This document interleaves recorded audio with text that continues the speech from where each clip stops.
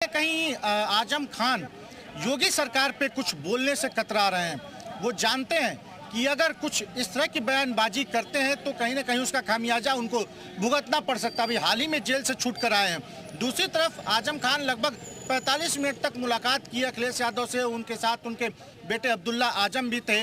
सबसे खास बात यह है कि उन्होंने इस मुलाकात के बारे में कुछ नहीं बताया, लेकिन एक बात साफ है कि इससे पहले भी जब आजम खान अखिलेश यादव की मुलाकात रामपुर में हुई थी तो भी उन्होंने कुछ ऐसे ही शायराना अंदाज में इस बात को टाल दिए थे। लेकिन जो हमारे सोर्सेज बता रहे हैं कि 2027 में कैसे आजम खान को एक बार फिर से बड़े नेता के रूप में लेकर आया जाए, उसको लेकर आपस में चर्चा हो रही है।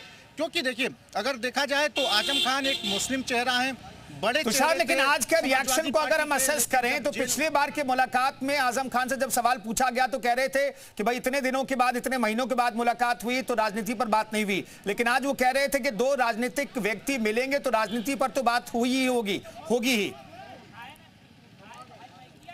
बिल्कुल देखिए, और उन्होंने बाहर आके ये भी कहा, बिहार के मुद्दे पर जब सवाल किया गया, 2027 विधानसभा के चुनाव पर जब सवाल किया गया तो उन्होंने कुछ बोलने से इनकार कर दिया। बिहार पे उन्होंने कहा कि जंगल राज है वहाँ पे, ये सब जानते हैं कैसे वहाँ पे जंगल राज है।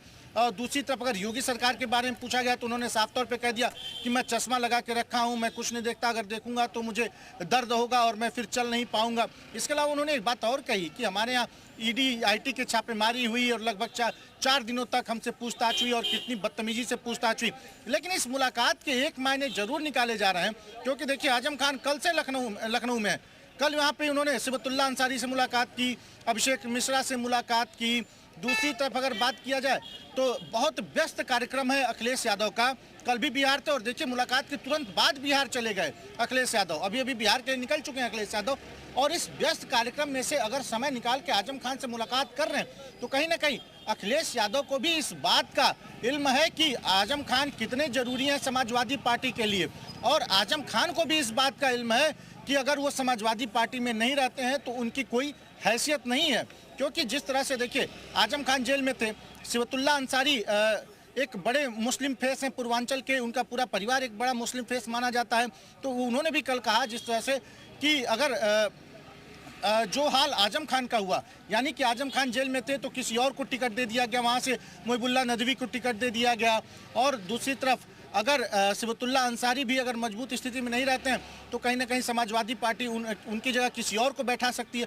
तो इस बात का डर है इन सभी नेताओं को कि समाजवादी पार्टी कुछ भी कर सकती है।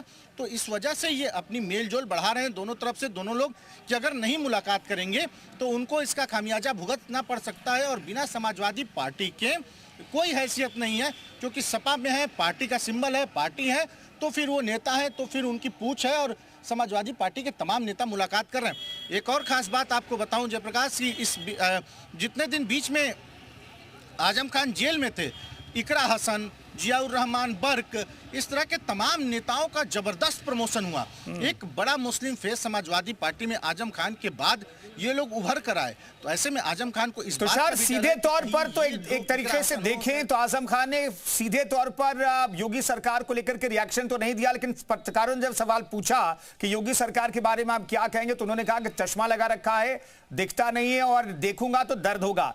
तो परोक्ष रूप से, कटाक्ष के रूप में तो कमेंट किया या अखिलेश आजम खान ने योगी सरकार पर? निश्चित तौर पे, और मैंने भी उनसे सवाल पूछा इस बात को लेके, तो वो योगी सरकार के किसी भी मुद्दे पर बोलना नहीं चाह रहे हैं, क्योंकि उनको कहीं ना कहीं डर है कि अगर कुछ बोलते हैं तो फिर एक बार उनको जेल न जाना पड़ जाए या कुछ ऐसी बातें ना हो जाएं जिसका उनको नुकसान सहना पड़े। काफी लंबे अरसे बाद जेल से छूट कर आए हैं, खुली हवा में सांस ले रहे हैं। और वो आजम खान जो कभी एक बड़े कद्दावर, ठीक है, अभी जमई साहब हमारे साथ, समाजवादी पार्टी प्रवक्ता मौजूद हैं। जमई साहब, इस मुलाकात के बारे में आजम खान साहब ने कहा कि भाई हाले दिल, कुछ हमने कहा हाले दिल, उन्होंने कुछ कहा। ये हाले दिल के बारे में कुछ बता सकते हैं क्या? देखिए, सबसे पहले तो हमारे जो अजीज साथी आपके संवाददाता है, मैं उनसे कहना चाहता हूँ, वो बड़े कद के थे नहीं, वो बड़े कद के नेता हैं जी। जेपी आंदोलन में उन्होंने जेलें काटी, नेताजी के साथ मिलके उन्होंने ये समाजवादी पार्टी का जो पौधा है उसको अपने लख्त जिगर से, खून से उन्होंने सींचा। और आज की जो मुलाकात है, मैं बड़ी जिम्मेदारी से इस बात को कहना चाहता हूँ।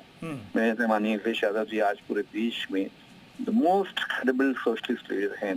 देश की तीसरी सबसे बड़ी पार्टी आज जिस पौधे को नेता जी ने और आजम साहब ने खड़ा किया था, जो पार्टी इस देश में इतनी बड़ी पार्टी बन चुकी है, ये विरासत का रिश्ता है। अखिलेश जी हमारे रामपुर के, ये बाप बेटे का रिश्ता है, ये विचारधारा का रिश्ता है। और आजम साहब की जो उनकी नसीहतें हैं, बतौर बड़े जो उनके तजर्बे हैं, हमारे नेता माननीय अखिलेश जी कभी भी कोई पार्टी का जो आगे का जो विजन है अपने बड़ों से डिस्कस करके उसकी लड़ाई को तैयार करते हैं। और आज की मुलाकात बहुत निजी मुलाकात है और हमारे नौजवान नेता अब्दुल्ला आजम खान साहब भी इस घर के रिश्ते में थे। तो देखिए, बीजेपी आरएसएस ने जिस तरह से पूरे देश में देश के बड़े नेताओं को टारगेट किया, उनको जेल डाला, आज अदालतों से, हाई कोर्ट से और सुप्रीम कोर्ट से न्याय मिल रहा है। ये सब दिखाता है कि बीजेपी आरएसएस ने अमित साहब, हमने देखा कि जब भी इन दिनों आजम खान से मीडिया कर्मी बातचीत करते अपने सुरक्षा को लेकर के कुछ ज्यादा चिंतित रहते हैं, उन्हें सुरक्षा दी नहीं गई है। क्या स्टेटस है, जरा क्लियर कीजिएगा आप। देखिए, हमारा निवेदन है, माननीय अखिलेश जी ने बहुत पहले कहा है कि जो डिजायर्ड सुरक्षा है वो माननीय आजम खान साहब को मिलनी चाहिए और समाजवादी पार्टी गृह मंत्रालय से इस बात की मांग करती है। आप अगर लिस्ट बनाइए उत्तर प्रदेश में तो माफिया, क्रिमिनल, रेपिस्ट और इस तरह के कितने टेंटेड लोग हैं जो Y+Z+ लेके उत्तर प्रदेश में चल रहे हैं, जो डिजर्व नहीं करते हैं, जिनकी जिंदगियां दंगा फसाद कराने में गुजरी हैं, उनकी तो सुरक्षा है लेकिन आजम खान साहब की सुरक्षा नहीं है। तो हम निवेदन करेंगे कि जो उनका स्टेटस है उसके मुताबिक उनकी सुरक्षा को आज भी खतरा है, सुबह शाम खतरा है। हम सब मांग करते हैं पार्टी की तरफ से भी कि सरकार इस पर कुछ इमीडिएट फैसला ले और उनकी हिफाजत की जिम्मेदारी सरकार की है। अमित जमाई साहब, एक चीज और जानना चाहता हूं मैं, क्यों, चलिए अनिला जी भी हमारे साथ मौजूद हैं। अमित साहब, मैं चाहूंगा कि आप हमारे साथ बने रहिए। अनिला सिंह जी हमारे साथ मौजूद हैं। अनिला जी, इस मुलाकात को लेकर के आप क्या कहना चाहेंगे? रामपुर में अखिलेश यादव मुलाकात करने गए और आजम खान साहब आप अखिलेश यादव से मुलाकात करने लखनऊ पहुंचे। मिलते रहे, जब खाली समय है तो एक दूसरे के साथ ही समाजवादी पार्टी के नेता मिल रहे हैं। एक हलाल हिंदू है और एक अपने आप को इस्लामिक मुसलमान मानता है। मिलते रहे आपस में, इससे क्या होता है? मिलने जुलने से क्या होता है? यही काम है। कुछ दिनों में मूंगफली भी खाएंगे बैठकर। अनिला जी, जिस कटाक्ष में आप कह रहे हैं, उनसे जब पूछा गया आजम खान साहब से कि योगी सरकार के बारे में हम क्या कहना चाहेंगे, उन्होंने कहा मैंने चश्मा लगा रखा है, देखूंगा तो दर्द होगा।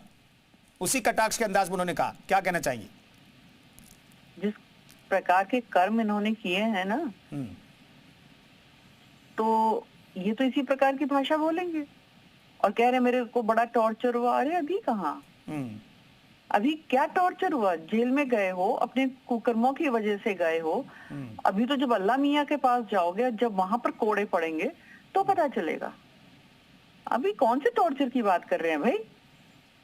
अपराध करते हुए इनको समझ में नहीं आता है, हिंदुओं के ऊपर जाति करते हुए समझ में नहीं आता, गरीब मुसलमानों की जमीनों को कब्जा करते हुए इनको समझ में नहीं आता है। और फिर कौन से मगरमच्छ के आंसू ये टपका रहे हैं?